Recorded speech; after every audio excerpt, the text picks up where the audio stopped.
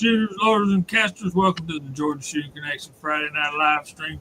We hope all y'all had a great week. How was your week, CW? Oh, I'm telling you, they are just flying by. Good week. Really good week. Aside from the awful, stinking hot weather, good week. We were double digits, triple digits. Monday afternoon, Tuesday, and into Wednesday. It was rough. And I tell you, I could really feel it. So I did a lot of inside stuff. Didn't do a lot outside at all. But today, started the day at 58 degrees. And it didn't get past 74. So today was a nice day. That's like December weather here. It was. It had a very, very fall feel. Really fall feel to the day. A little bit early for that, for the first day in August, but it was a nice break from all that heat. Bama, how was you down there? How was it down there in Alabama? It was hot. That's about it. Hot, and we're not getting enough rain to do anything. So it's just a nasty day. The dog days of summer. It ain't dog days yet, brother. Wait till August. Well, August is here now. I was about to say, We are here. My calendar says it's August. Yep. Yeah, well, it's still the first. We turned that page last night, this morning. Yep. You get anything done last week? Anything exciting? When's the next video coming out? I want to hear about that 300 PRC. It's just kind of sitting on hold while I'm trying to make room in my man cave to lay it out on the bench and work on it. I got to get the drill press off. I've got a 1947 Craftsman drill press I'm restoring, and once I get it out of the way, then I'm gonna build a rifle. Good deal. I got everything. I got the scope. I've got the rifle. The only thing I hadn't got, Jamie said don't buy a bipod, so I'm not gonna buy a bipod. I haven't got anything to rest it on. So Sandbags. that may be what I end up getting. Cut off jeans. Make yourself some shorts. I just don't. I don't like the way bipods do. I want a shooting rest when I'm shooting. Yep. Well, the bipods that get all the acclaim, I'm not paying $400 and $500 for a bipod. No, if you're going to pay that, you might as well put that into a shooting rest. Yeah, the average guy doesn't need to spend that kind of money. That's for a competitor, you know. That's not something you're just going to use. You know, if you want to invest in something bipod wise, get a stand up, like a a Bog stand up pod or tripod, something. bog pod, something like that. You spend a little money there, but not attached to the gun. Not for the regular guy, I don't think. You're just not going to get your money out of it. Yeah. No. And I'm not going into a profession that I need that. I got a couple, 2-3 cheapy ones. I got one I got from CV Life that I like. They go on. I got a couple that go with M-Lock, and I use them. But I tell you, I like a good rifle rest better for the bench. And one that I do use that attaches to the gun, I use for varmint hunting and turkey hunting and stuff like that. It's a long-legged one, so you can sit up, and then the rifle's level. So it's got really long legs. But you don't carry that around in the gun. You keep that in your pack and you put it on. You're sitting down. It's too big. And that's only just for hunting when I'm sitting against the tree, which isn't all the time. Mostly varmint. You know, woodchucks in the summertime or coyotes in the winter type of thing. But yeah, I agree with Jamie. Don't spend your money there. You can always pick something up down the road, but sandbags will work you fine. Sandbags will do you fine. I got that Caldwell shooting rest called the Rock. Yep, works good. That's a good one. And I got it up there, and CW's got the exact same thing, only older. Yep. Yep. Mine's an old-time original one. It's probably before they started calling it. Anyway, we're off on a topic, and we haven't even greeted all of our panel members. Six, how was your week? It was a pretty good week. Got a lot of brass cleaned this week. Got some prime too. It's been warm here. It's already 7 o'clock and it's still 90 degrees. So I got my air compressor running. I know I put out a video Sunday. I got a part 2 coming this Sunday, and then part 3 following Sunday. So, but it is running. So Good deal. along with what I've done with it. I saw that first one. I'm like, what came loose in there? You have to watch the video and find out. So that's it for me. Good deal, man. Welcome. Rebel, how was your week? Hot. I've been walking around the man cave with a 20 gauge mech reloader I acquired, going, where do I put this? Where do I put this? And for Jamie and CW who've seen the man cave, they know what I'm talking about. I'm gonna have to remove something to put something. So when I ain't got but 7, 8, 9 presses lined across there, and I'm just gonna have to move something. And Inline precision mount, and you can put the plates on it. You move things around. yeah, there you go. Yeah. But I acquired a 20 gauge 1100 a few weeks back, and I'm looking forward to shooting some doves on opening day with that, and not beating the snot out of myself. I ain't as young as I used to be. So None of us are. yeah, but What about that bullet mold that we were cleaning up? You get that thing going yet? I haven't done anything with that. You said I needed new handles. You said I needed new handles, and that's something I'm gonna have to acquire and then see how it closes up and works. So, like I say, one project at a time. You know. If there's one thing that aggravates me, it's the price of mold handles. And it's just something. Well, I didn't know what I've never cast a bullets, and I didn't know what was wrong, so I handed them to CW. What's wrong with these things? Because they didn't close all the way up. You know, they were a little open up front and closed on the back, and he diagnosed the problem pretty daggum quick, and I got a Lee bullet mold with Lee handles, which will probably work, but I'd like to replace them with the Lyman molds with Lyman handles. We'll just see. We'll see what I come up with. You know me well enough to know I rarely sing the praises of Lee. I do use them, and there's things that they make I really like, and one of those things is the mold handles. There's nothing wrong with them. They're just fine. You will break them, but you're not paying the Lyman price for the Lyman. And they're going to last. They're going to work. They work with single cavity, 2 cavity Lyman molds just as good as any Lyman handle. And they're half the price.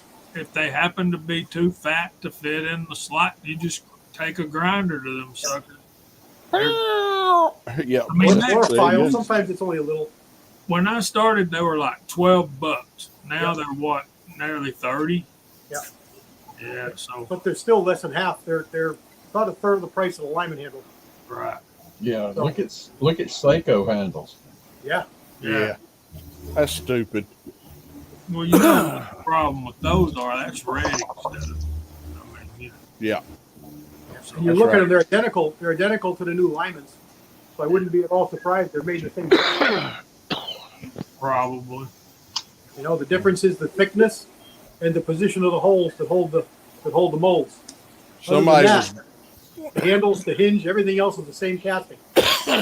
Somebody was griping about the Redding dies going up and the Dillon dies going up, and I said, well, you know who makes Dillon dies, don't you? Redding. All right. You know when I bought? Oh yeah. When I bought my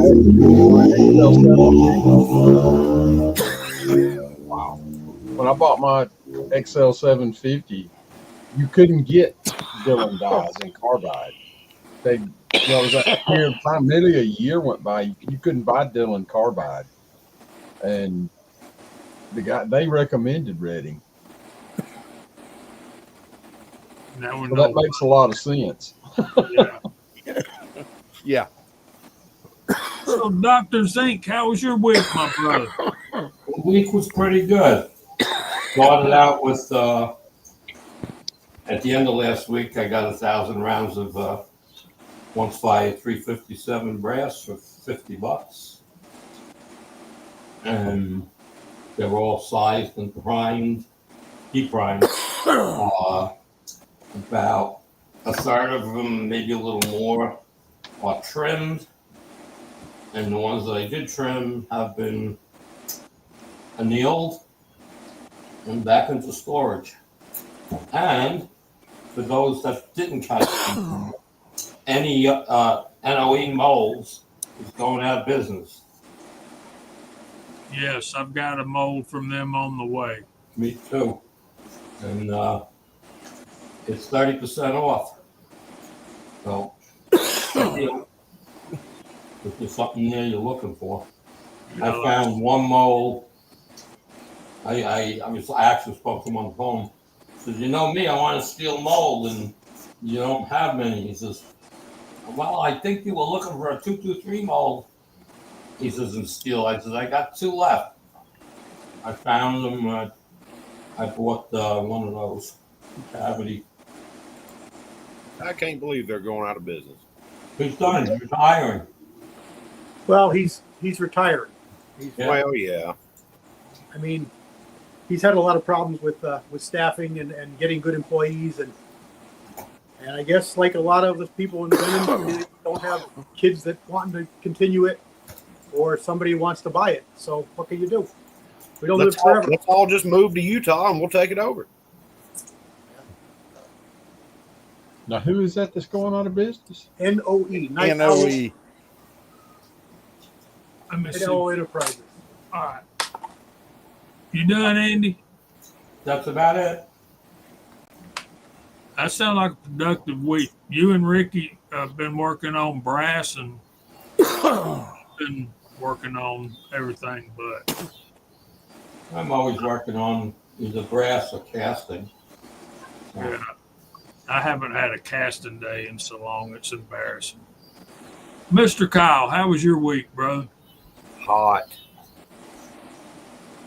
I didn't think it'd be that hot working inside in the air conditioning, but when you're standing between a pizza bar, a hot bar, and there's fryers and 2 600-degree pizza ovens behind you, it gets a little warm.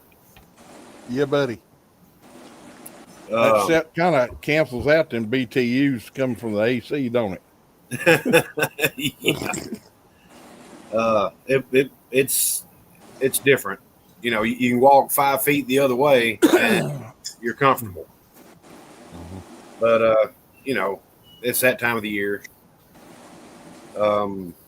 Everything's going good. I wish it would rain. It's trying to, but it just won't do it. And sure enough, if I just turn on my sprinklers, and it'll come a frog strangler. So I just don't want to have to pay for that water. Other than that, everything's going good. Got to work tomorrow, so back up at it 4 o'clock in the morning, and here we go again. That's it for me. All right, I'm working on something here. How come Chad didn't get a link? I don't know. Talk to that guy who does this administrative stuff here. Yeah. He's a One of my jackass, problems is I have this preset mailing list set up for y'all every Friday night. And apparently yahoo.com decides it's going to edit my list at its free will. I got one to both my addresses tonight. But you don't have both of your addresses in that. Isn't that funny? Yeah. That's funny. Well, it's funny, but it ain't. Maybe that's where Chad's went. Yeah. And check your email. See, you know, we've got a lot of people on that list, and I probably should go edit it, but there's a lot of people that's going to get a link every week, whether they want to come on or not. Just out of, and Chad there, because I kind of fit the mold. CW got my link. Yeah, That's what I'm thinking. Look at that slim feller down there. Yeah, look at it, trimming up here. That's it. yeah, man, it's embarrassing me. How was your week? It was good. It was hot out, but man, that rain come in there this morning and cooled it off, and today has been fabulous. I've worked outside all day today, and I've enjoyed every minute of it. Nice. What part of Kentucky are you? General, Central, Northwest, Northeast? Far east as you can go. I'm 20 minutes from Virginia and 20 minutes from West Virginia. Jamie, Okay. can't you tell by that accent? My Lord, it sounds What? just. He sounds just like my- me and you. No, he sounds just like politics. my wife. And she's from West Virginia. He sounds like us to me anyway. I was right near you then last 2018, 2019. I was down on them ATV trails there, right at the corner of Kentucky. I stood on a hill and I could see Hatfield, Kentucky. Hatfield, Hatfield McCoy. McCoy. I could Yep. see Kentucky, Virginia. And I was in West Virginia. There's one of my favorite people, Mr. Reloader 762. Hope you're Yep. doing well, my brother. I ain't heard enough of him. He's been scarce. Hope he's been all right. Yeah. Yeah. They send North Carolinian rednecks up to Hatfield McCoys to get beat up or killed, because it seems like all of them come back with their hot rod four wheelers side by sides destroyed and mangled up, broke up. Well, if you've seen some of them trails, But you got to know the variety of redneck around here. They're gonna it's not. They're not that they're that rough. There's places that are rough, but they're only about 3/4 the width of the ATV, and some of them people come around the corners doing 40 or 50. Yep. I'm not surprised. There's more. I really ain't. I know a couple that went right off one of them trails, and about the fifth bounce, they said that ATV hit about 10 foot high, and it's lucky the man only walked away with a punctured lung, and the girl walked away with a broke arm. About a 500-foot flip down.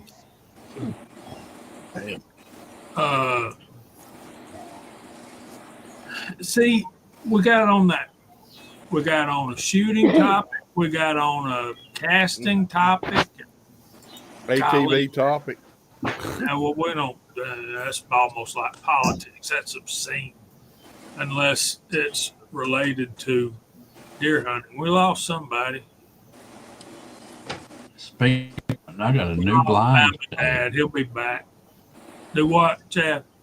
I said, speaking of deer hunting, I got a new blind today. What'd you get? I done forgot the name of it, but I got a taller one, so when my back and stuff starts hurting, I can actually stand up straight. Stand in up. it. Yeah, Yep. that's the way I built mine, Chad. Figured you just get a taller one for the recoil of that black powder gun. Dang it, Boo. Good to see you, man. I'm glad you changed that last name anyway. That's John. Boy, he's a. All right, are we ready to get into our topic? Do we have time to call out the side chat? Yeah, I think we do. Yeah, I think we do. At least get it out there and get people warmed up as to what they're doing. We can get it started. Last time we talked a little bit about the beginnings of the evolution of the revolver, and tonight, and we dealt more with with Colt than we did with Smith and Wesson, and Smith and Wesson's one of my favorite companies. So I want to get into that a little bit. This actually came from Smith and Wesson's YouTube channel, and I'll post a link to that in a minute or two. So from this historian says, this is a Smith and Wesson historian, and I wish I knew his name, but I forgot it. So from 1856 to 1859, Smith and Wesson went from a two-person startup to a second-story rented shop in Springfield to building their own three-story purpose-built factory and becoming one of the largest gun manufacturers in the United States of America. They were just in the right place, the right time, the right people, the right gun, and the right business ethics and business climate. So Horace Smith was the product guy. His father worked at the government armory, and Horace followed in his dad's footsteps. He knew guns. He knew quality. He was, we'll get into it. There's a lot of innovation in guns and gun production going on at this time around the 1850s. And Smith found himself doing a lot of contract work for not only the armories, but for individual companies as well. Switch to Daniel Wesson. His father was a farmer in Massachusetts, and one of his younger siblings. Apparently, he had a bunch of brothers and sisters. His older brother Edwin began the Wesson family gun making dynasty. He was very picky, very detail oriented, and he started making his own rifles. His rifles were very well and heavily made. They weren't cheap, but they were very accurate. Daniel watched all this from a young age and was mechanically minded and got involved with his brother's business. But Edwin died very young in 1849 in his early 40s, and we're not sure what happened to Edwin, what he died of. Could have been heart attack, whatever. So Daniel and Edwin, his older brother, probably had very different temperaments.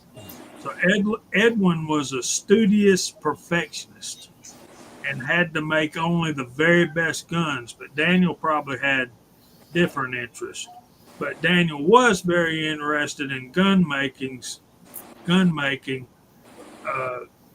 But at the time of Edwin's death, he probably wasn't ready to go out on his own. He didn't have enough age and experience. So during this time, there were many gun companies, and Daniel got involved with several partnerships and wound up at the Robinson Lawrence Armory in Vermont, where it is believed that he met Horace Smith for the first time.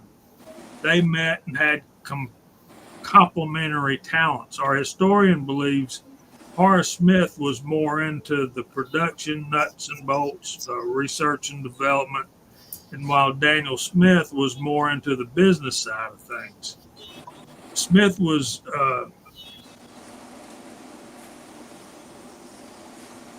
very interested in precision lever action rifles like his brother was making, and working together, Smith and Wesson developed a lever action pistol called the Volcanic pistol, and they had a company called I think it was the Volcanic Firearms Company or something like that. So this company led up to Smith and Wesson incorporating their business. And I've got different dates here. Y'all correct me and tell me. My first note said that it was incorporated. Smith & Wesson was incorporated in 1854. And later, the same guy says it was in 1856. Anyway, what they did very well was read the market. In other words, they could figure out what people wanted to buy. And that's the cornerstone of any business, is making products hopefully that you enjoy making, and hopefully people are going to buy them. But by 1854, America was an established country. We had some fairly large cities by then, and they're growing rapidly, but they are very dangerous places. Cities like New York, Boston, Philadelphia were not places you wanted to wander around in, even during the day, but especially at night. So rifles had their need, and they were profitable to make and to sell, especially in the military contracts. And they understood the market. Like today, people wanted a small, compact, concealable firearm, and police departments were just beginning to be formed. They were police. This is how he put it: municipal policing was in its infancy. So, all this together is why Smith & Wesson was and is primarily a handgun company, only sparsely dabbling into the rifle market. Well, all that's changed since the last few years. So they focused on urban buyers. And this is the beginning of the modern Smith & Wesson company starting in 1856. And their first pistol was a small 22 caliber black powder rimfire 7-shot revolver. Hey, Mark Thomas. Hello. Y'all want to see the film clip I got for you? Oh yeah, of course. Heck yeah. Let me see if I can figure this out. We have faith in you. Bear with me for a minute. Okay.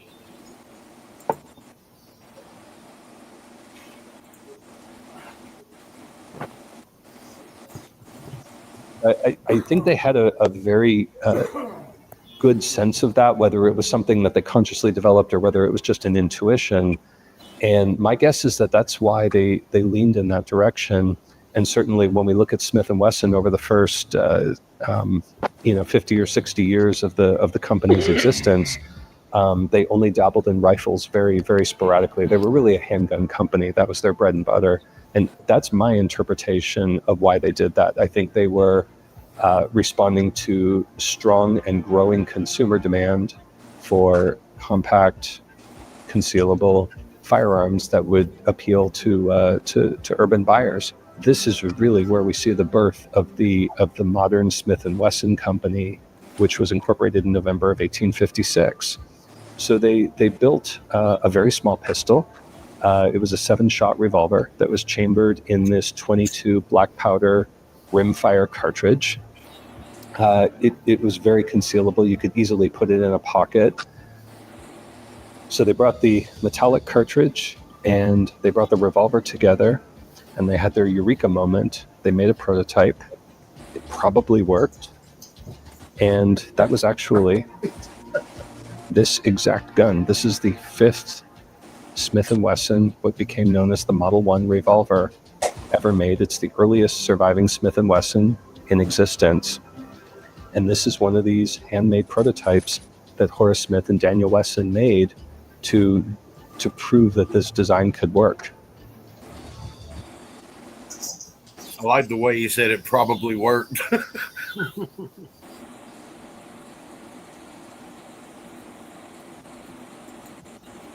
I like that. It probably worked. Yeah, probably. But yeah, if y'all saw that film clip, when you saw that gun, it reminds me of what we were talking about. The little thing reminded me of one of those North American Arms revolvers. So, and we got that all in time to call out the side chat. So, since there any doubt as to what we're going to type in? Smith & Wesson. S&W. S&W.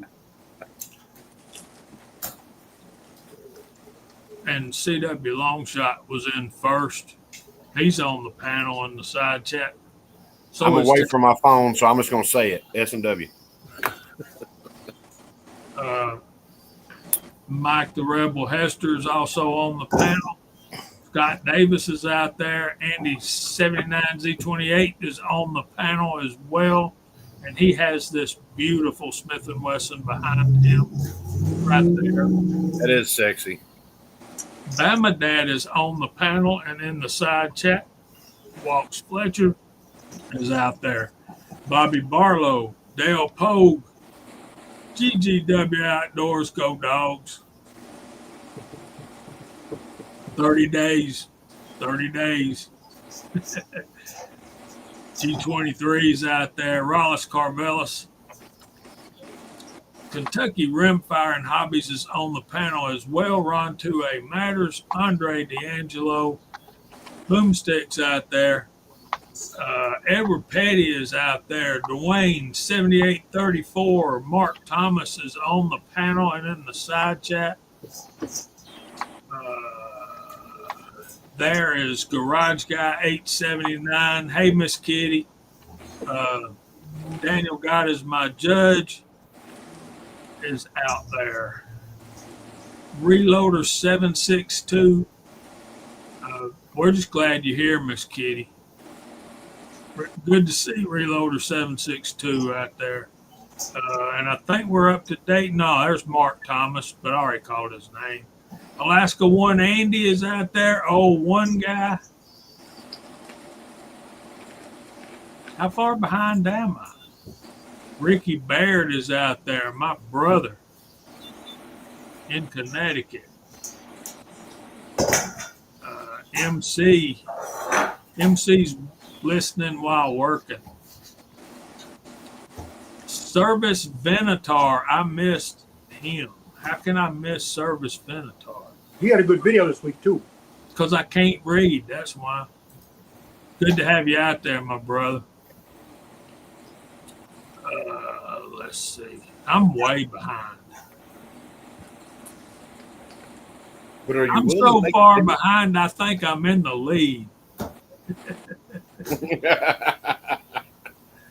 Anyway, welcome, guys. Thank y'all for being here. We appreciate all of y'all. Okay, anybody else got anything about Smith & Wesson? I own several of them. I love them. I saw a real nice 3-29, 14, and 58, I think 57 or 58. I didn't pick it up today. All no dashes. Real nice guns. All with 4-digit serial number, 4-digit price tag. Oh. Yeah.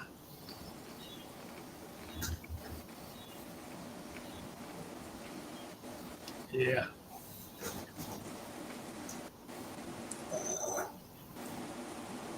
Yeah, those I think it was really cool to see the 5th one of those ever made.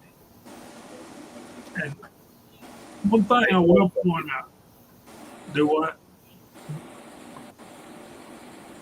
I said, say hello, Fuzzy. Is Fuzzy out there? Yeah. Yep. Thanks, Buzz. Yeah, you can't. There's not enough no dash 629s or 29s in the world.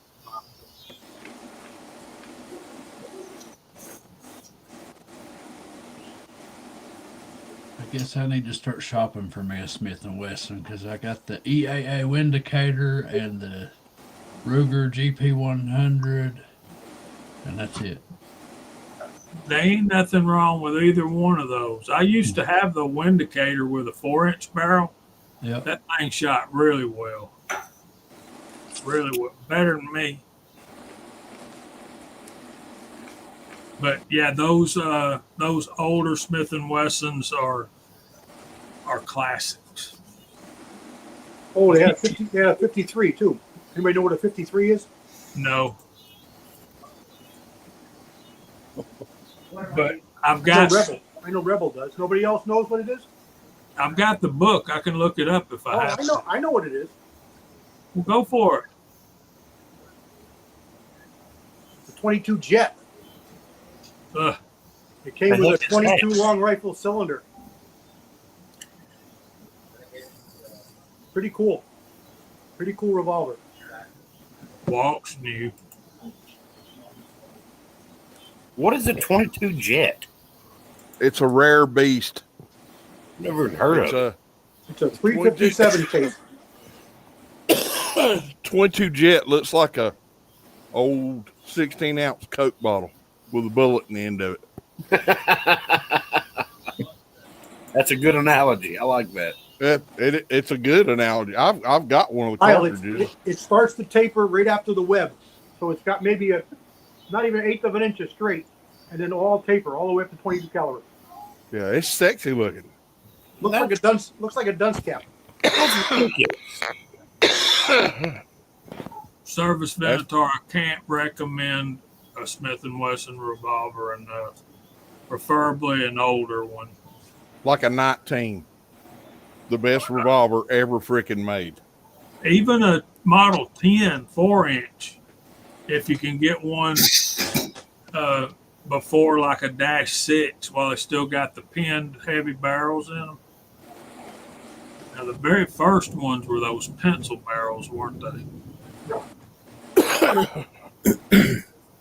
Or is that the police? That's police model. I think so. They made so many of them that it's like going to a ball game. Get your program here. You can't tell one without another from another program. That's Get why your L, get your L frame, get your K frame. Yeah. That's why I'm so proud to have that book that Scotsman sent me. I've got that Model 10 I bought myself, 3 years ago now. Love that thing. And the only other Smith & Wesson revolver I got from my uncle. It's one of the old hand ejectors, what they call the I-frame. Smith & Wesson. That's a fun one to shoot. Yeah. You can spend a lot of money on a Smith in a hurry.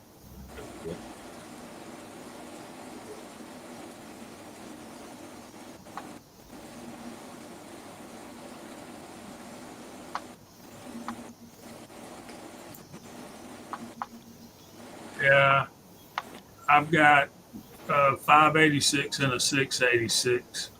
Those are L frames. I like them walks, but the N frames are very nice. Very, very nice.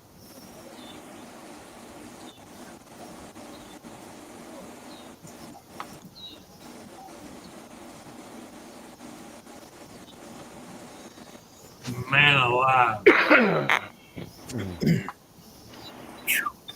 See, that's the thing. You buy something like that, as cool as it is, you still got to be able to get brass somewhere or figure out how to make it, right?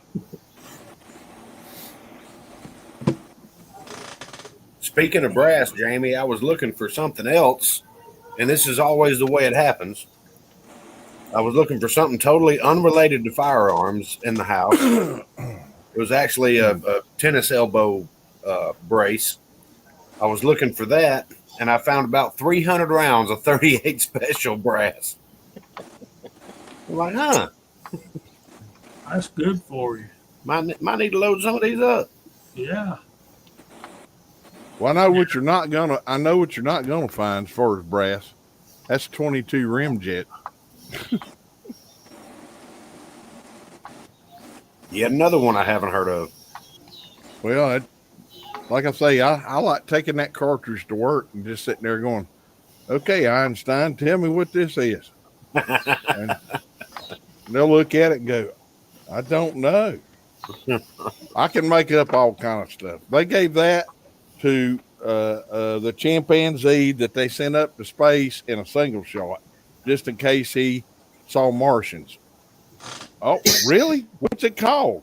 22 rim jet. Google it. Just Google it.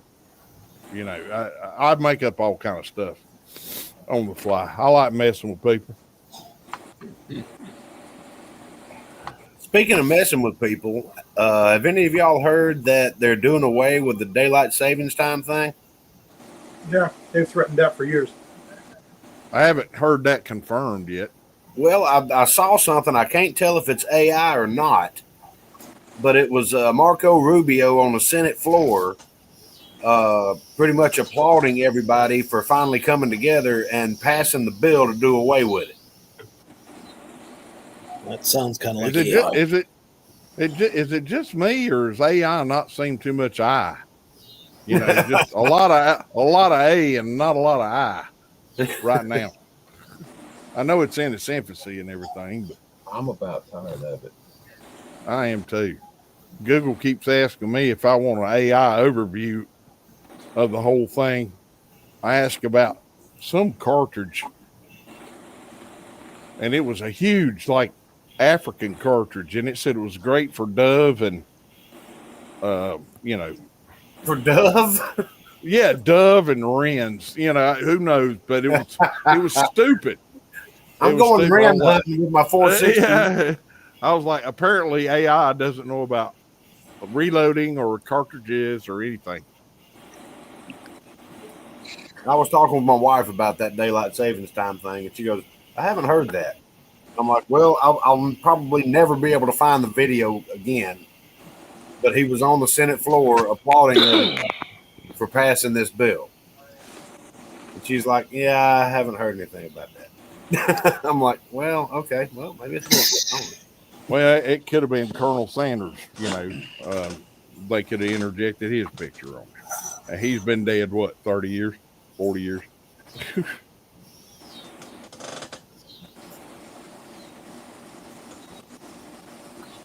Still makes a hell of a bucket of chicken, though. Yeah. All them herbs and spices. Mm-hmm.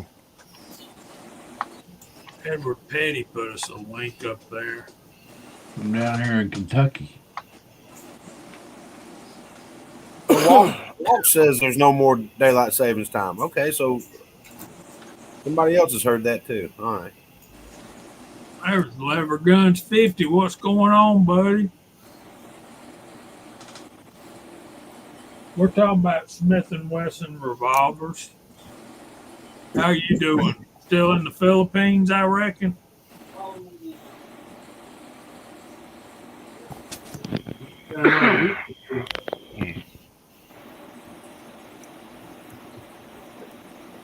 Yeah, Fuzz, they need to do away with property taxes everywhere. They got a bill on the floor now in Texas trying to get rid of it. I mean, there's no sense in it. We had roads and everything else before. Rubio wants daylight savings time 365 days of the year. I don't care what time y'all want. Just pick one. Stick with it. Yeah. That's right. That's me. I don't know which one it is. Just shift it a half hour and be done. People tend to want daylight savings time all year in the middle of summer. And they don't realize what it'll do to them in the wintertime. Because Right. the youngins going to be waiting for the bus in the dark.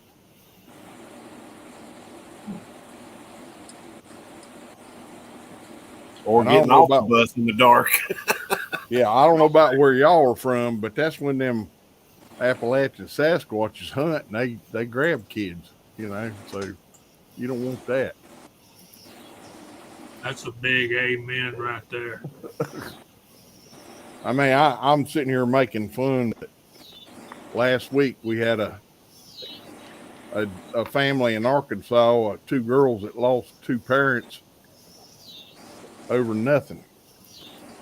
Walking the trail, having a happy family day, and That was a teacher, mean- they said, right? yeah, he was a teacher. Weird looking dude. They arrested him today or yesterday or whatever, but I'm getting off subject. But I tell you, if you got a concealed carry permit, don't take it lightly. If you feel the need to pull that gun, use it. It's not a good threat. It's a good way to stay alive.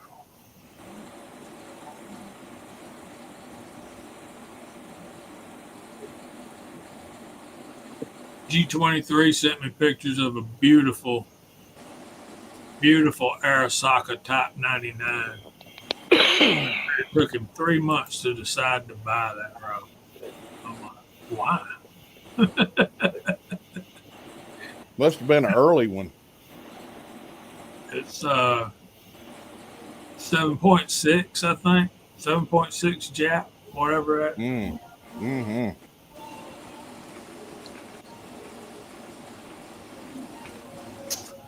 Hopefully it's an early one because those Japanese rifles, I think, are about the worst.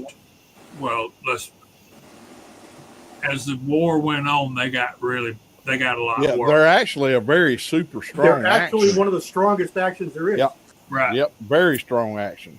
But as the war was ending, they got Yeah, to cranking them out too quick. They were using Well, they pot don't grow big metal. trees there. There hasn't been one that had a full-length stock. They're all pieced. Bless you, Andy. Hey, 7.7 Jap. That's it. 6.5 in the 7.7. I just hope it's early in the war. Good. I know I had a friend passed away now that was on Guadalcanal. He knows what those sound like coming at him in there.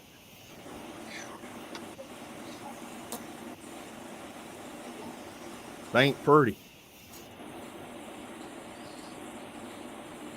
So check this out. Fuzzy Fort 8 says the old 30-06 is still the best hunting rifle. Just ask Walks. Fuzz, the 270 is the finest cartridge in the history of the world. Buzz got it.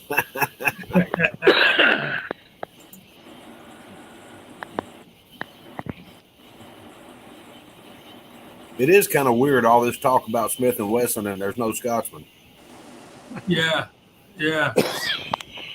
Well, he's working now. He's working second shift. I don't know if all y'all know that, but he got changed from. He was working third, wasn't he? All right. Check this out. Pay no attention to the rest.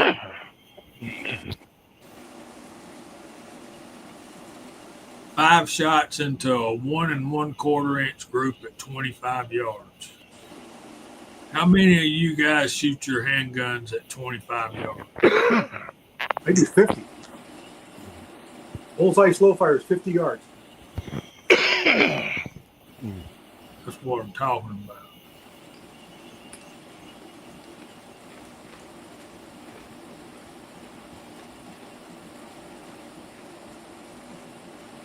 So, Kentucky, which one of those revolvers do you have that you like? Of those two you have, do you like the best?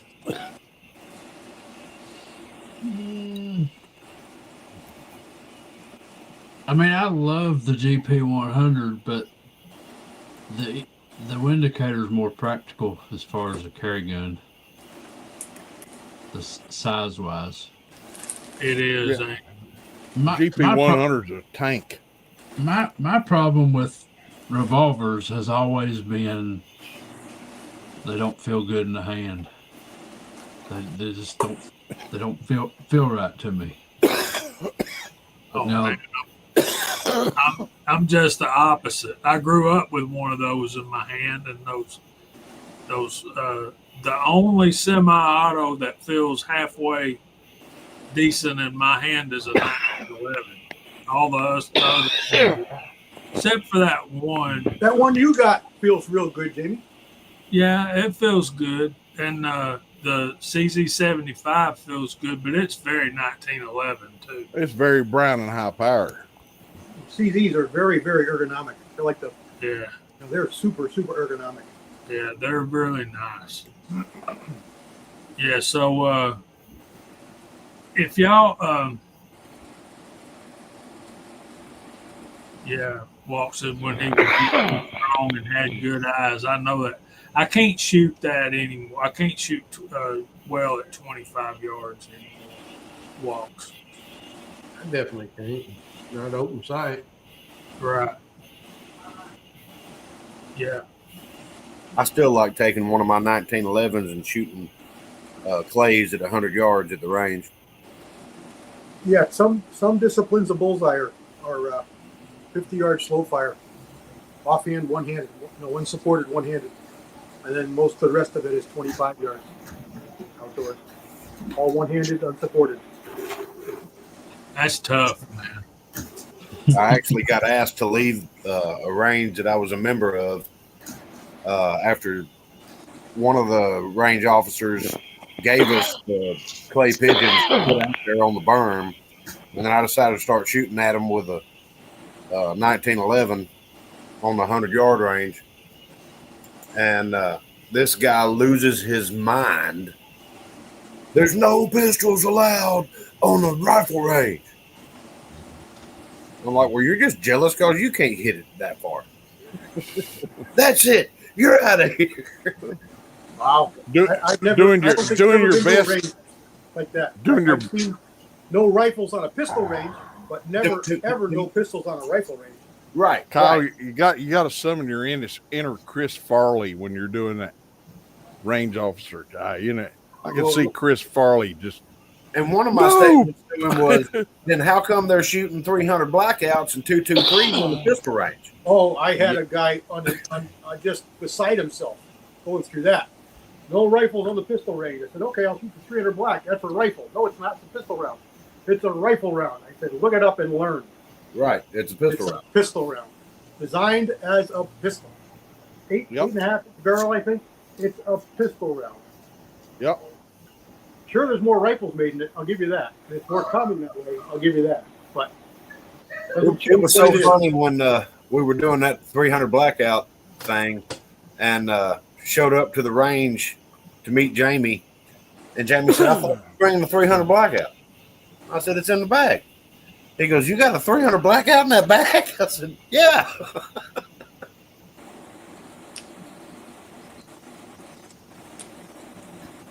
Well, I always looked at you all talking about pistol, and Walt's a whole lot better pistol shot than I am.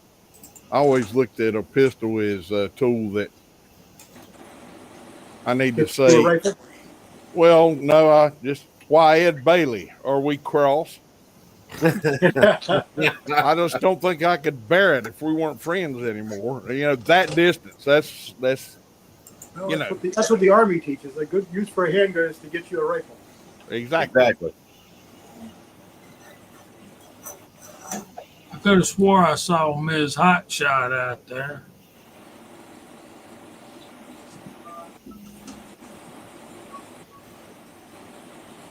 Good to see AR Patriot out there. We got somebody in the back. Oh, you let him in?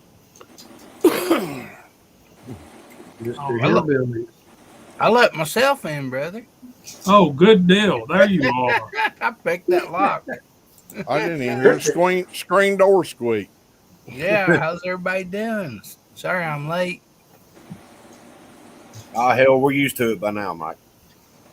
I know it's. Yeah, I still got another hour of daylight outside. You ain't sorry you got on here still chewing your food. You just got done eating.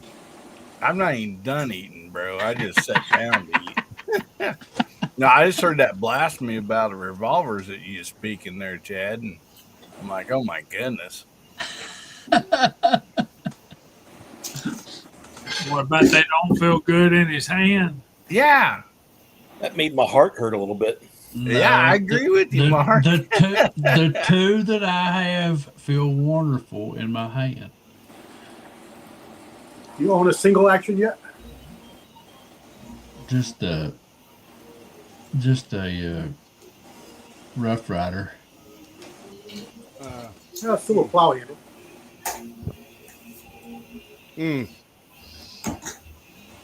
I've only got two a big bore revolvers, and I love both of them. So here I am talking about feeling good in the hand, and I got a North American Arms I carry in my front left pocket every day. There's one right here I can't touch. Good to I see got- Dave out there. I got one loaded with snake shot that I carry with me at work every day. I bought one in '91, and I've carried it up until the last 3 or 4 years, every single day. Good to see Dave. Super Dave. Yeah, he was. CW brought up bullseye shooting and shooting our revolver. And Mr. Thorzak shows up. He's Yeah, bringing his ear. yeah, shooting our pistols at 25 yards instead of 7. I Gentlemen, guess. I'm going to bail out. Everybody have a great weekend. Good night, Andy. All right, Andy. For being here, Andy. I'll be over near you. I'll be over near you about 8 a.m. in the morning. I'll throw a couple of sinkers. See if you on the roof. Okay. Good night, Andy. Good Good night, night, Andy, and good night, AR. Who's going to bed?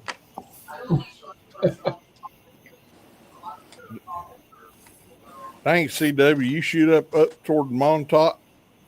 We're not far from there at times. We don't go around the point because it gets nasty. But yeah. We get out there. See, that's Man, not nice right there, Ricky. It's just not. I was hoping y'all get into stripers this year. Oh, I get straight off the shore. We caught a couple last weekend. Send me a video. Sure. I can live it vicariously. They used to get them down here, man. It, the run got messed up. It's starting to come back a little, but we get a run up. My biggest is a 58 incher. The biggest in the boat, I think, was 63. Yeah. See, we had a local lake that stocked them. Of course, they couldn't breed. And they produced some big ones, but we're starting to get a natural run up the Roanoke River. They knocked down a bunch of dams, and hopefully we'll get some big ones on the Outer Banks here for too long. Yeah, they're a lot of fun. We targeted them heavy a number of years ago, and then we really slacked off. We don't pursue them as hard. We used to fish all night for them, and we did some good numbers. One year, the smallest fish in the boat was 38 inches, striper. And they readily take a fly, and that's what I like about them. They readily take a fly. You better have a 9 or 10 weight to play with them, but they readily take a fly. We fished for them on Lake Cumberland, and all you had to do is watch for the gulls to come down and hit the water, and the gulls was feeding off the shad. So wherever the shad was, that's where the stripers were. That's what we used to do on Lake Norman. Yeah. And then when it got there could be any one of about a dozen different kinds of fish under that bait fish on the surface. So you never know what it is. It's crazy, but we're in the ocean. So them stripers are sharks, man. It could be tuna, it could be bluefish, could be stripers, could be fluke, which are flounder. Could be weak fish.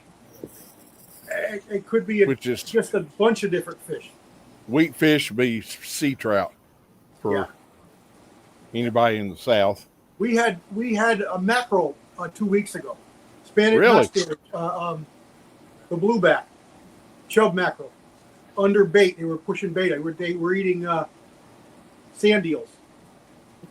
Holy we threw everything, and nothing hit nothing until one guy caught one on a jig near the bottom. And we said, "Oh my goodness, this must be what it was." We could see the clouds of them on the fish finder, just couldn't tell what they were.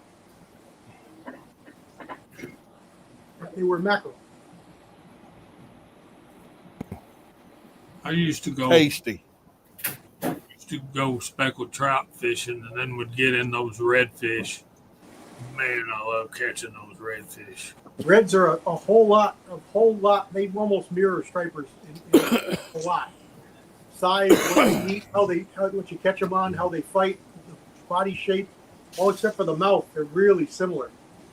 Yeah. I love catfishing. Tell it, Well, bro. Ain't nothing like a big blue or a big shovel head. There you go. you love what guys are doing down here. The Blues have gotten. I think the North Carolina record is 103 pounds on a blue. But Jeez. those Blues, you know how they are. They just fight good. And we got shovel heads here now too. Yeah, the flatheads they'll put it in their mouth and hold on to it. You'll never know you have them until you start pulling in. they're a true predator. I've caught a flathead on a fly rod. I couldn't believe it. And he hooked it. He wanted that fly, and I yanked it. I didn't know what had it, and I went to set the hook, and I guess I pulled it out of his mouth. Well, he grabbed it again and said, "No, that's mine." And I said it. When I pulled him in, I was like, "Holy crap!" It was like an 8-pound flathead. We were at Lake Jordan, and staying in a hotel. We were on the job, but we towed a boat down there to fish Lake Jordan in the evening. And my boss said, "What are you going to do with that catfish?" I said, "Well, I'm going to take him back to the hotel room and scan him." He said, "Where are you going to scan him?" I said, "In the bathtub."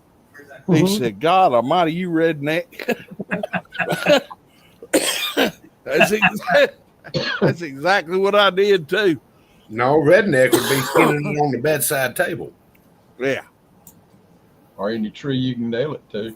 Exactly. I didn't need no tree. I skinned him out and had water there and filleted him up and froze him in that little old freezer and took him home. That's good eating fish. Yeah, it is. What I was raised on, catfish and crappie. Yep. The time I went to salt waters, my dad and his twin brother would go shrimping in the bay when it opened up. Oh, listen, if I went out with CW, he'd laugh his butt off. You couldn't put enough. You'd have to stick 12 Dramamine stick-ons on my hind end just to get. I get seasick easy. It's unreal. And I can't imagine. I was watching the video of him, and they're fishing, and the waves going up and down the horizon. There wasn't no horizon. The horizon was the sea. And I was sitting there watching that video turning green. I got a coworker that's a crappie fisherman. He don't even use a reel. He just uses a long limber rod. He'll flick it out there, and when they hit it, he pulls them back. I sell those. At my shop. Crappie. He'll catch crappie huge. That's all you need. That's all you really need for crappie. Anyway, can we get back on gun subjects? When did we turn into a fishing show? I guess we're all fishing. I ain't been fishing in way too long. I'd say we're all outdoorsmen. Yeah. Well, I only have one Smith & Wesson, and it's a 36. No dash. Tell us about it. It actually belonged to the wife's grandfather. It sits in the safe. I've shot it a couple times. What caliber? 38. What I thought. I think that's the only one the 36 comes in, ain't it? I Shot. guess, yeah. A little 5-shot snub nose. That's similar to the one that Andy had a picture of. Yeah. But this one's nickel plated. Cool. Hey, James Pugh. I got a Taurus clone of one. I don't know which one it is though. I'm not a Smith and Wesson guy, so Well, if you got any questions about any of them, I got the book. I'll be glad to look it up for you.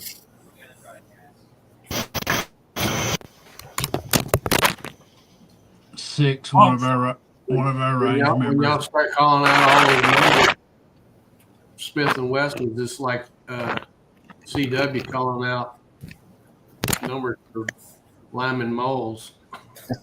No clue. Right.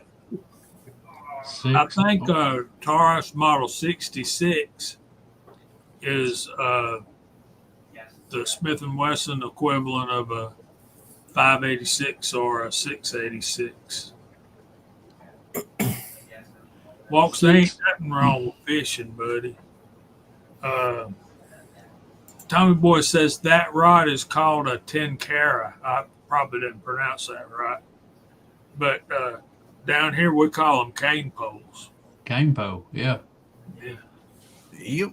That's what we always call these, and they were actually real cane poles. Yep. Six, one of our range members just picked up a matching set of Ruger Vaquero SAS models. Talk about pretty. Glenn Davis is going to make me get my book out, ain't he? What Yeah, year? there you go. I've talked about it one too dang many times. I'll show everybody my new book. I got a new book this week. Oh, I've got that book and I Nice. couldn't find it. This is the one I'm talking about. I got it, and I go, okay, I'll sit down in the recliner and start reading it. I almost finished the preface before I fell asleep.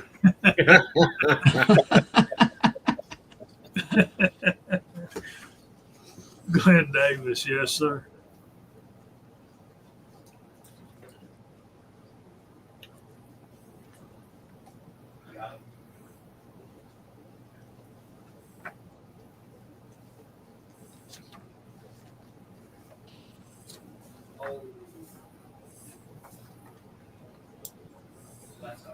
Wow, man, this book's got some gorgeous pictures.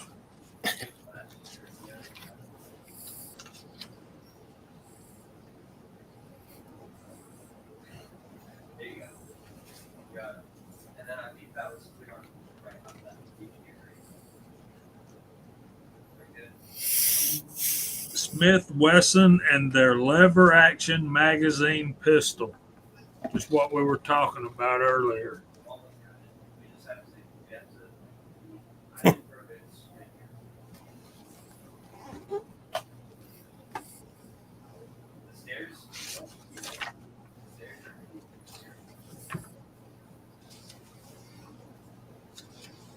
Model 1.5. We'll have to talk about that and the Model 2 next. Well, probably go back to Colt.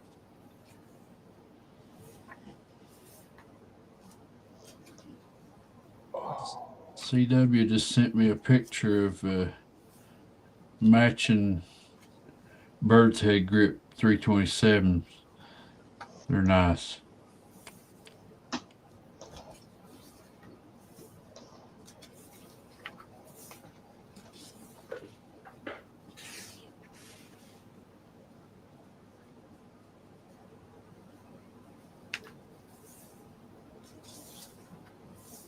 Man, I didn't know this thing went back that far. Golly, guys.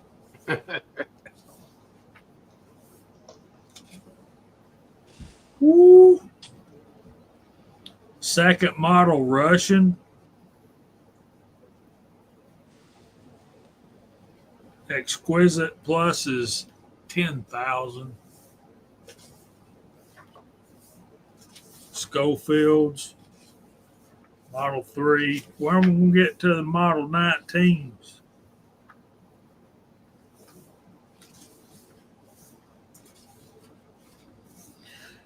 There's one for Kentucky Rimfire, the 22s.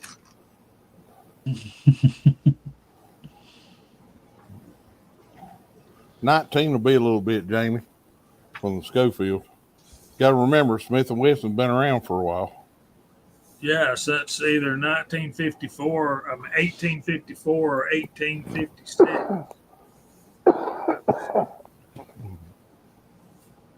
32 hand ejector models. Keep going. Post-war. Once you get to the Model 10, start slowing down. 357 Magnums.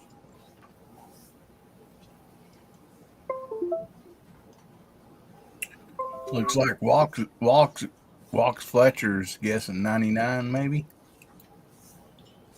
That's what Chat GPT says. Oh, Lord. All right, so why am I looking it up? Everybody. Probably because Chat GPT doesn't know anything about guns. As I said, Huh? Andrew Petty says Model 19 produced from 1955 to 1999. Yeah, actually, it's produced right now as a classic.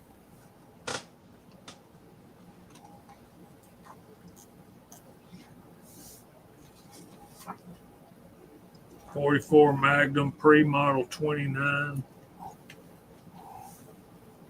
You're getting there. Nothing all wrong with that 686, Glenn Davis. I love that pistol. I like a 44 Magnum. They're real good at killing chronographs. Well, chronographs are known to be dangerous, Kyle. It was open season. Yeah, it was charging. That's what I always say. There I was. There I was, out in the bush. Yeah, here's a model 14. Quite a few of my friends have those. Model 17s. There's even a Model 16 in here.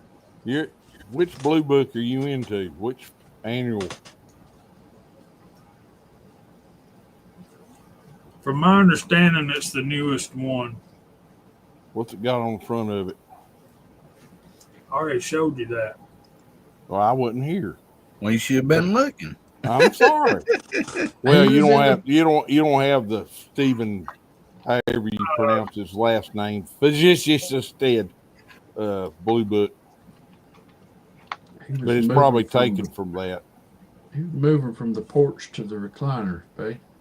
Oh, The yes, sir. Model 19 is built on a frame that is slightly larger than a standard K-frame, and the yoke area, produced circa 1955 to 1999.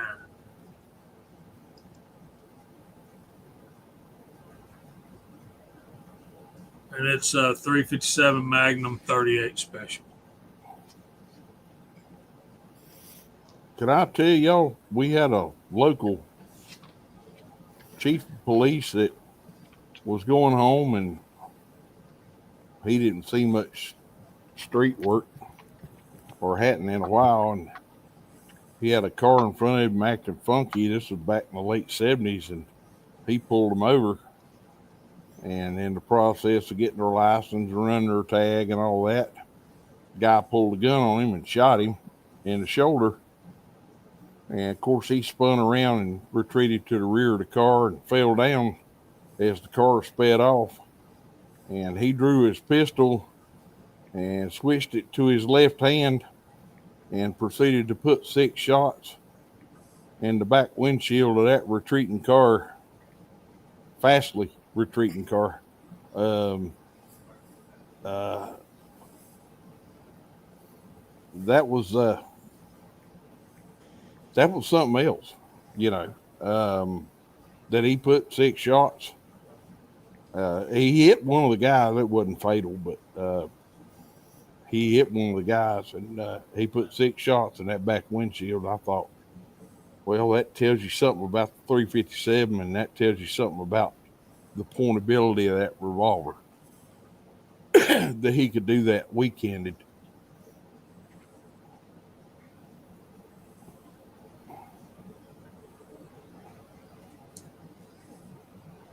That's a popular story here in this county. I wasn't there.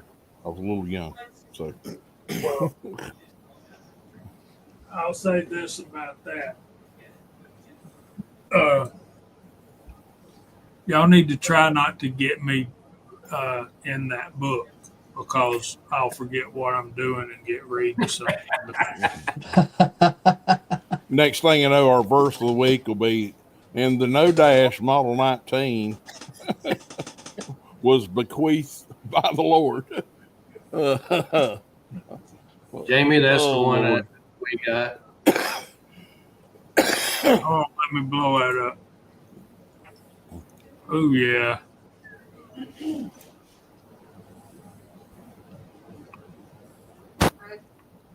There's some fine guns right there, man. I mean, they Yeah. really are. Looking at the size of that, I guarantee you, that takes at least 2 hands to shoot that thing. It's bigger than the upper part of your body.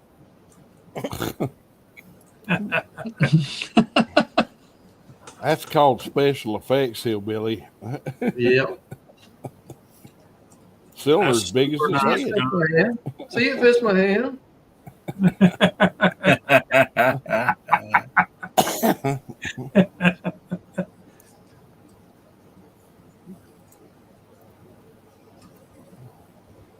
Yeah.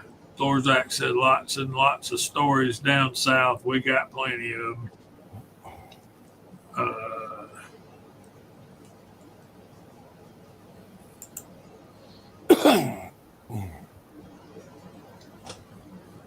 V669.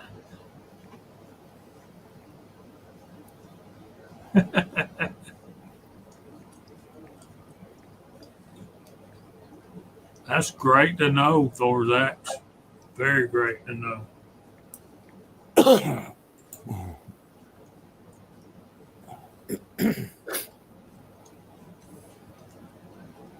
Papa's Place is here. The crowns are just to let you know who's active in the side chat. And Mr. Pollard's out there too. What's going on, Mr. Pollard? JP.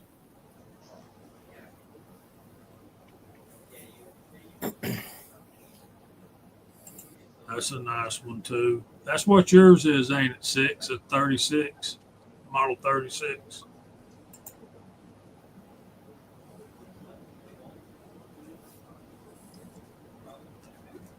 Glenn Davis gave me a question. It was made from 1955 to 1999 with a special run of 213 of them being made for, I think it was the Republic of South Africa, chambered in 38 special in the year 2000. So as far as I know, that was the last Model 19s made until they started offering them in the Classic series, which is out there now. Yep.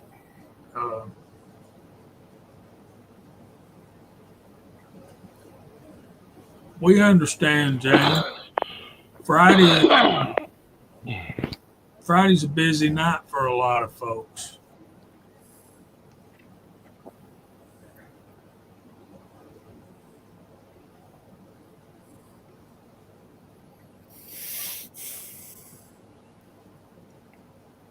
No, it's not a custom order, Glenn. It's their classic line. You'll see them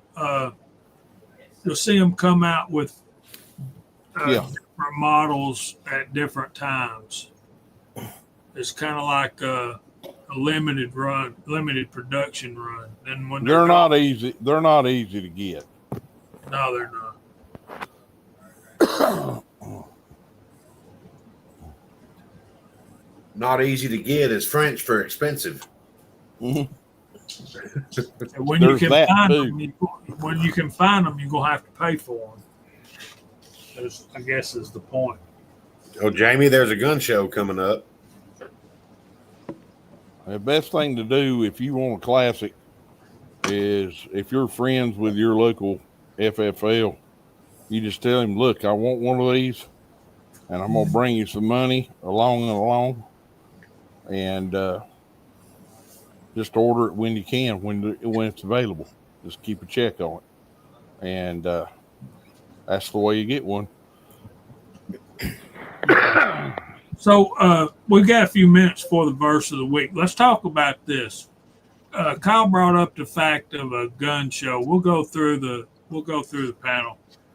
What are your thoughts on gun shows? Are they still worth going to?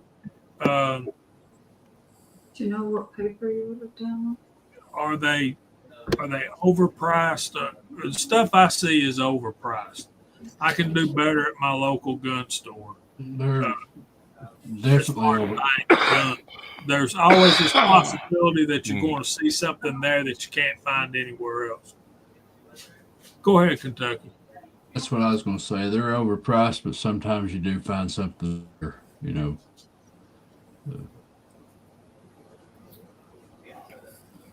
There's There a for the gun show. longest time. There for the longest time, I was using them to find gunpowder and stuff like that when everything was dried up. I mean, you'd have to get there right when the doors open because they'd be sold out within an hour. But when you couldn't find gunpowder and all that, that was always a pretty good spot. So there's that. But you still got to pay $20 to get in the door. The shows that I'm seeing around here these days, you might have eight to 10 tables of guns and then 30 tables of junk. Pickles, jerky, jewelry. Yeah. Coins, tasers. But most of what our gun shows around here are run by C&E, and it's mostly black guns, and there's not a lot of wood and blued steel there. I used to go to a gun show. I'd buy 1 to 2 battle packs of 308 South African ammo. Every time a gun show came around, until I built up, where am I going to put all this crap? And that was good ammo back in the day. They don't have that nowadays. Back in that corner, they've got jerky and, like you say, tasers and jewelry and stuff like that. I haven't been to a gun show, guys. See, I've been in FFL for 11 years. I ain't been to a gun show in 12. And there's no real good ones around here. You ain't been in 12 years. It's changed a lot, I imagine. Yeah. No, it's not. Not hadn't from gone what in a everybody long says. I hadn't gone in a long time, and I went, and it's like everything was nothing but black guns. It's like, Yeah. Well, good thing when I came. That started a while back. And so I laid off a little while and started going back, and it seems like they're starting to bring back the other stuff now. But there's a gun show every weekend within an hour of me. Wow. Yeah. Most of the guys come in the shop with stamps on their hand, and I'll say, "Oh, you boys been to the gun show? Find any deals?" And they just laugh, Sometimes Well, you can. Sometimes you don't. That's the gun store's favorite. The gun store's favorite time around here, because after they leave the show where they didn't find nothing, they're going to stop at 2 or 3 gun stores on their way home. Right. You got the big ones that revolve around Houston area. Same people, same guns usually. But when you start going out, like over toward College Station or somewhere else, a little farther out in the country, you see some better guns then. Yeah, at least around this area, there are still a few good gun shows. Some stuff's definitely overpriced, and then some you go to, there's 60% crafts, which I think they really, I know they're just wanting to sell the booth space, but, I mean, come on. That's just kind of ridiculous, in my opinion. But Yeah, there they could there is put a the few whole good ones around, and every now and then you can find, a unicorn deal. I've found those, at gun shows. Probably some of the better deals I've ever found has been at gun shows, and it's Well, not I'm been sitting there that long thinking, ago. And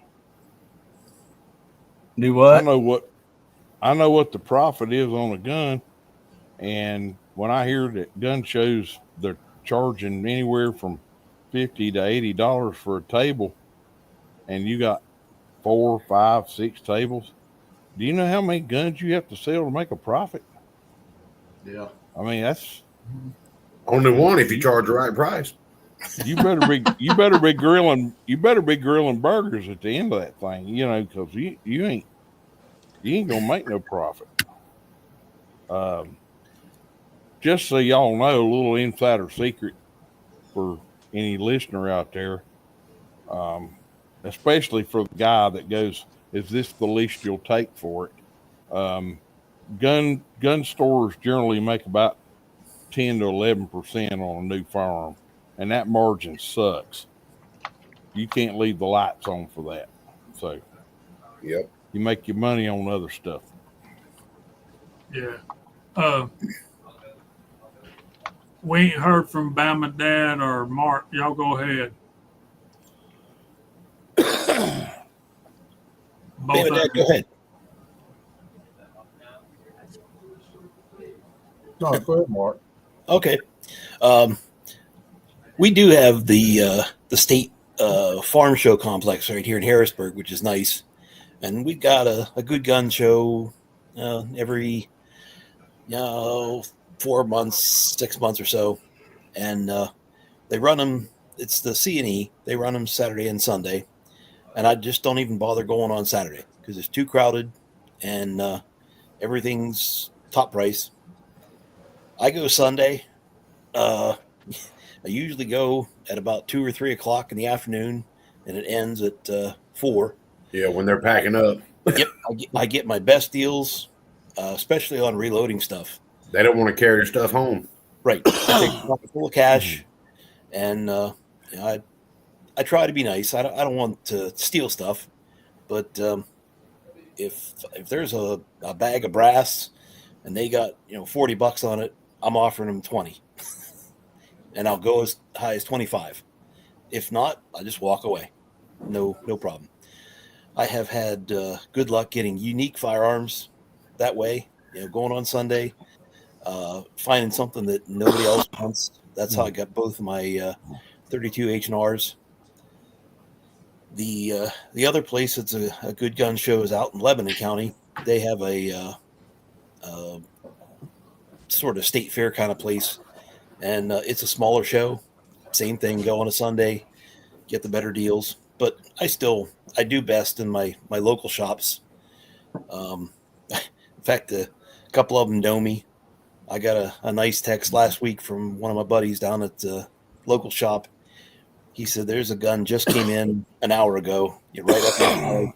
It was a 3-screw Ruger Blackhawk 357. And I said, I'm trying to really behave myself here at the end of summer. I said, the killer, is it a transfer bar conversion? He said, "Yeah, unfortunately." I said, "If it wasn't, I'd have been right there just to go ahead and get it." But yeah, still love my local shops. Still want to give them business. And last 2 or 3 hours on a gun show, that's my best bet. Me and Jamie have found some deals every now and then, but most of the time it's just give them whatever money and walk around and go, "Well, I don't see nothing." Yeah. Yeah, that's usually what happens. Bama Dad, you got a thought? No, it's about the same here. I haven't been to one probably in 4 years, and got several guys here that I know. If I'm going to buy from local, I'll buy from them. And I can buy for online, but enough profit, stay in business. That I know there's a gun show coming is because I Didn't get a link. I'll fix that. And Well, I just figured that's what happens when you play hooky so many times. You just don't get. I don't know about all that, man. But I hope everybody has a blessed week. I'll see you All on the right, next one. man. Hopefully we'll see you over there after a while. Yeah. Come we'll on, see you, us. brother. See y'all. Bye. Before we get into the verse of the week, and this is a relatively short one tonight, I want to address Service Venator's comment here. What frustrates me with the gun shows is that vendors just will not give you anything on a used gun, even when asking well below the market price. Okay.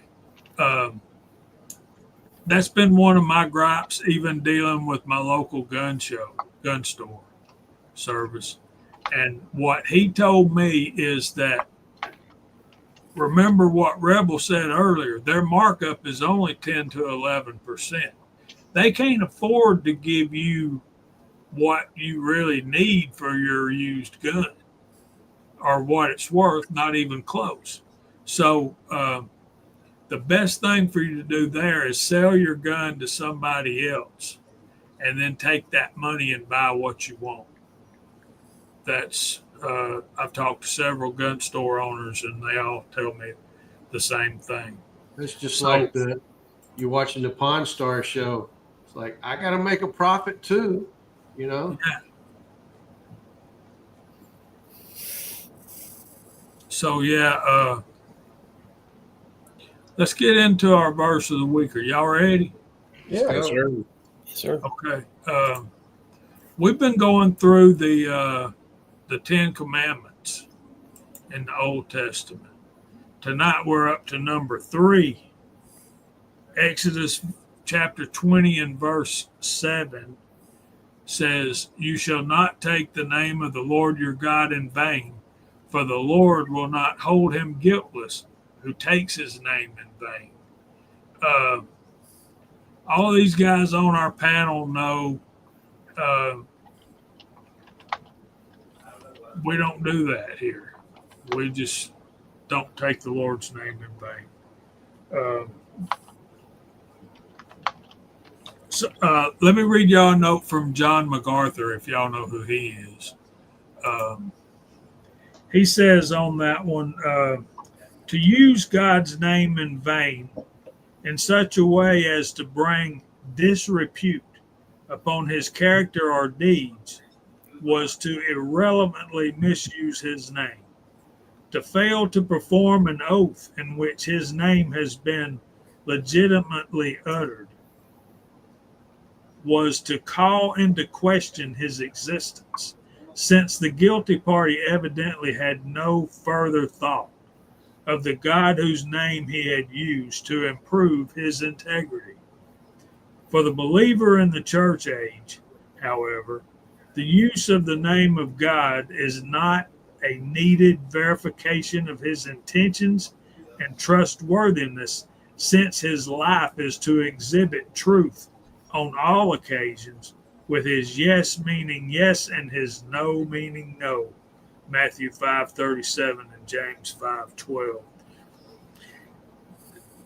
That note makes me think of a phrase that all of us have used or at some point in our life, and we'll say, "I swear to God," like that.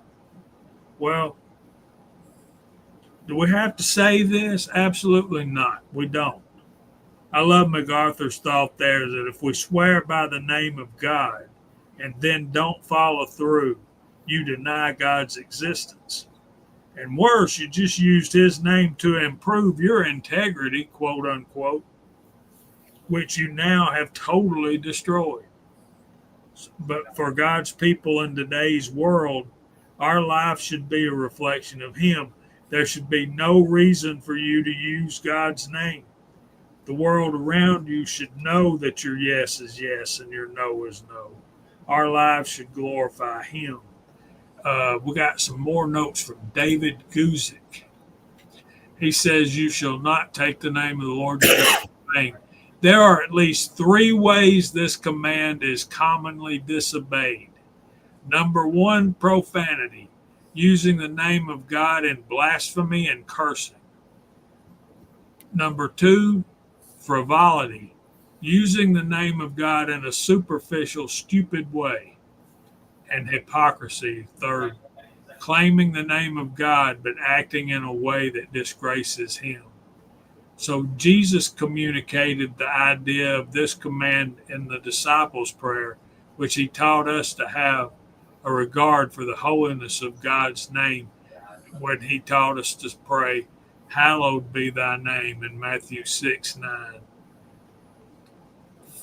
That part there where it says, for the Lord will not hold him guiltless who takes his name in vain. The strength of this command has led to strange tradition among Jewish people. Some go to extreme measures to avoid violating this command, refusing to even write out the word God in fear that the paper might be destroyed and the name of God be written in vain. I want to say that number 1, using the Lord name of God in blasphemy and cursing will not be tolerated here. Frivolity, that's using the name of God in a superficial or stupid way. The first thing that pops in my mind is OMG. People say that all the time, and I hate it. And so many people do it. And if we're not vigilant and we're hanging around people that are doing that, the next thing you know, that's what we're doing too. And hypocrisy there, claiming the name of God but acting in a way that disgraces him. We're not talking about occasional and rare slip-ups here. What we're talking about is a lifestyle of sin. One of my past pastors used to say, premeditated, habitual sin. And that last note there, I object to Dr. Guzik's use of the word strange there. Any attempt to keep, let me read that again. It says, the strength of this command has led to strange traditions among Jewish people. I object to the word strange there. Any attempt to keep God and his name hallowed, as Jesus said earlier, or revered, holy, feared, awed, and respected is by no means strange in my mind and in my heart. I've seen Jewish writers leave out the O when writing out the word God, replacing it with an underscore. Some Jewish people won't pronounce his name at all. And there's times in Old Testament writings where he is described rather than using his name. The one that pops into my mind is he who lives between the cherubim. And sometimes I wish the church, capital C Universal, in today's world was more reverent than we really are. And I'm one of the world's worst at not living the way I should. We all slip up on occasions, but it's like I said, that culture of making wrong choices and sinful ways is what I believe that Dr. Guzik is talking about there. Any questions or comments?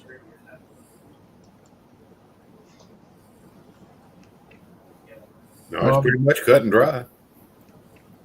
I've got a Bible that a guy from Israel signed and wrote me a little note in. And he put the Lord your God is one. And where he wrote God, instead of an O, he put a diamond shape in it. And I asked him, he said, well, I'm just going to leave that to you to find out why I did that. It took me a while to find it because back then there was no internet, but it was simply out of reverence to the name of God. That what you're talking about, how the Jews they wouldn't write it because they felt like it was taking it in vain. Right. Or could be taken in vain. Yeah, it's always stood out to me for that. And I think one of the biggest things too is I'm not going to sit here and act pious and say I haven't ever used the Lord's name wrong.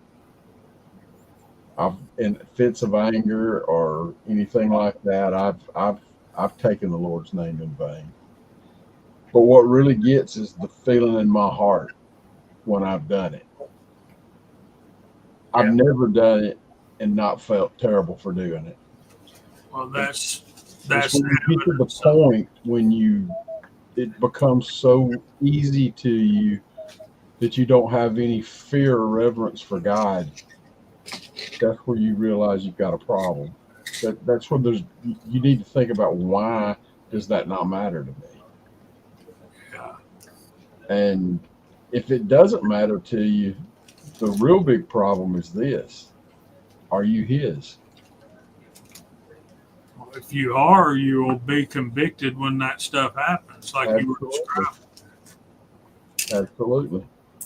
The Spirit So, of God in you will not allow you to use the Lord's name in vain and not be immediately chastised. feel guilty about it. I can't. I mean, I can't personally, but that's just me. I know in our society today, nobody thinks much about what they say, whether it's foul. I mean, the things that we're seeing and hearing today, and what they're even teaching in our schools, there's no reverence for God in this country anymore. It's just it's a handful of people that have a reverence for God. I think there is, but I just don't think it's as common as it used to be. Service Venator has a good question here. Is this referring to God as a name, or are we referring to Yahweh or Jehovah? I think uh, I think Yahweh is a Jewish name for For God, God. and some. I've heard some of my Jewish friends not even pronounce Yahweh. I think they'll say Yah for God, and I think that's very cool. Once you get past to the heart of, when you get past the superficial ways of the world, and actually understand what they're doing there, and their understand their heart. I think that's an amazing thing. I think Jehovah is a name for God, but I think God is most commonly known as God, especially in our culture.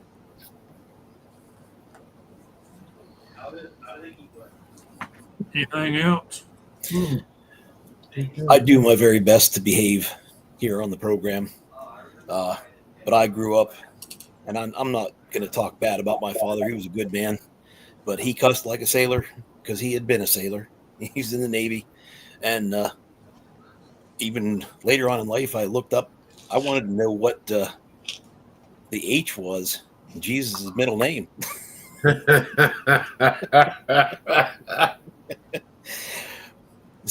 So I do my best. I try to behave here on the show and out in public, and as a teacher, I run the straight and narrow in my classroom. I don't cuss. I don't do anything that would be perceived as inappropriate. Thank you, Mark. Thank you, I, Mark. I try. Appreciate it. Because there's not a lot of people left in the education industry that will make that stand. Well, I'm pretty darn old school as a teacher, and there are some that they don't necessarily like that, but tough. they can kiss it. I got a couple more years in me, and we'll do what we can. I appreciate any. There's not many good teachers like that out there anymore, and I grew up in a time we had a morning devotional every morning over the public address system, in high school, and The good old days. everything, and that was in a public school. So, but now they don't do that. Nope. My kids didn't grow up with that. So we had it. We had it. We had it at home, and we carried our kids to church. And of course, you know how that goes. They all have to make up their own decisions too. You want to? There's a guy I know, and I love him dearly. He was a chaplain in the Navy, and you can imagine what his mouth is like. One of the most reverent men I've known in my life. One of the most God-fearing, God-loving people that I've ever known. But he still talks like a sailor. And Lord love him. I mean, I do. I love him like a brother. But yeah, man, when I was young and I wasn't trying to live right, I'm ashamed of the way my mouth sounded. But when I came back to the Lord when I was 40 years old and I started getting in my Bible, started reading and all this kind of stuff, two things burned me up. And that was F-bombs and taking the Lord's name in vain. Those two. That would, that'd get me going real quick. Anyway, I had a guy tell me one time, it says anybody that can't complete a sentence without an F word, he's an idiot. I mean, that's basically what he's just showing his ignorance. But that's what a lot of people don't understand is the use of vulgarities like that is a sign of ignorance. You're not able to express yourself without the use of that stuff. Yeah. I mean, I don't say I don't do it, but I try my best to keep it down. Yeah. And I walk. I mean, I walk away if I'm in a group of people and it starts going on. I'll walk away. And I've had friends say, "What are you walking away for? Why do you sit there talking? You just walked away." Like, I asked. I said, "You know why I walked away? You know exactly why I walked away. You know what was coming out of your mouths, and you know I don't take part in that. And so I was being respectful. I wasn't going to correct you. I just walked away. And I said, that doesn't mean I don't like you. I don't want to be your friend or anything like that. But man, you need to clean up your mouth." and I'm not going to sit here and say, "Hey, if I get hurt, if I fall down the steps or I smash my finger in a car door, what's going to come out of my mouth probably not going to be real pretty. But one thing it's not going to be is the Lord's name in vain." It might be "Oh Lord, have mercy." That's a different thing. That's not that's an actual prayer. Yeah. Yeah. God help me. Anyway, we need to start going through the room. We need to clear the deck for let's talk about bench rest. Good to see Chad Kelly out there. Glad you made it.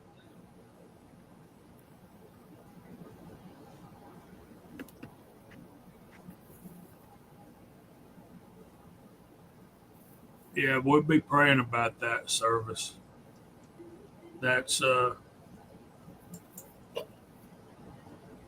thing. Service, start a swear jar just for that.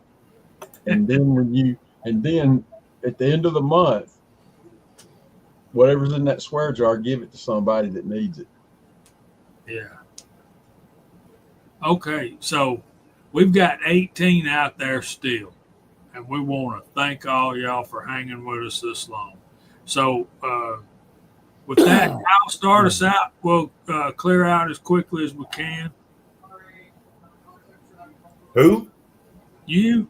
Oh, I want to thank everybody in the side chat for putting up with us and being here. It's good to see everybody, as it is every Friday. I'm thankful that I was invited and can be here in a timely manner and all that. I ain't got a whole lot coming up. Just working like crazy and praying for rain. That's about all we're doing. That's it from here. Well, thanks for being here, brother. Mama, Dad, you want to go next? I just want to thank you for inviting me and letting me come sit around and take in some wisdom on things that I'm not as sharp on as you guys are.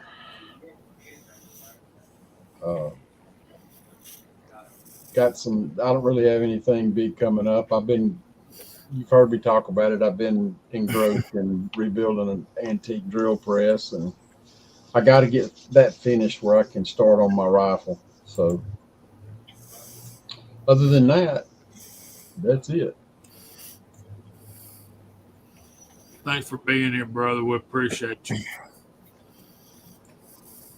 Who's next over there? Guess it's me. Art, go for it, brother. Well, thank you for having me. Glad I could be here. Got here still late, but a little bit earlier than I have been. Just been a good week here. My wife and son have been out doing a little bit of traveling. They got back today, so I was real happy to see them and glad their travel were safe. So thanks for letting me be part of the panel. Good to see everybody. Great to see everybody out there in the side chat. Hope everybody has a great weekend, good and safe. Get out there and get some shooting if you can. We'll see you next week. Amen, brother. Thanks for being here, man. We appreciate you. Thank you. Mr. Rebel, what you got coming up? Well, hopefully I get that 20 gauge press mounted where it's usable, and probably means I'm gonna have to remove something, but we'll just see how that goes. The cough is getting better every week. It's been a slow process. Knee still messed up. Ain't been to an ortho yet, but I will get to one. As far as cussing goes, the more pain I'm in at that particular time, the rougher it gets. And I do not suggest any man preach to me once a manhole cover has fell on my big toe, okay, and tell me what I'm saying is wrong and against the Lord. I know that. I've got a conscience, all right, but I'm in great pain, and I'll ask for forgiveness later on my own time. But I've been guilty of, like Bama Dad said, hurt myself, hit myself with a hammer, whatever, and some real creative stuff come out of my mouth. And I can get creative with just regular, good old friendly cussing anytime. But boy, when I let the real stuff fly, I'm either super mad or in a lot of pain. And that doesn't excuse anything. But that's between me and the Lord. And thank God he's got a lot of patience. He's got a lot of patience, you know. Yeah. I'm a work in progress. We all are. Yes, sir. Okay, 6. Thanks for being here, Rebel. Thank you, sir. Go ahead, 6. All right. Well, I got some reloading to do. I've got everything ready to load 1,000 rounds of 38. So I'm going to be doing that this week. I might go to the range Sunday. Got a guy wants to go with me, so might get up and do that. Other than that, just working. I'm back on some long hours right now, taking the overtime while I can get it. So that's about all I got. Well, thanks for being here, all you guys. We appreciate y'all. Rebel bugged out because of that cough's bothering him. We just want to thank all y'all for being here. We hope the Lord blesses y'all real good. And if He's willing, we'll see you next Friday night at 8 o'clock. Say good night, y'all.